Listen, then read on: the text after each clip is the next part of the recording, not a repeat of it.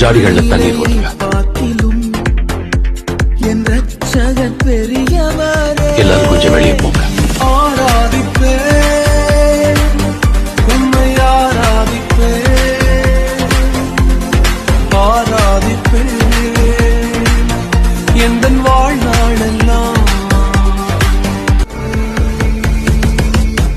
நான் ஆயத்தமா இருக்கிறேன் பிதாவே.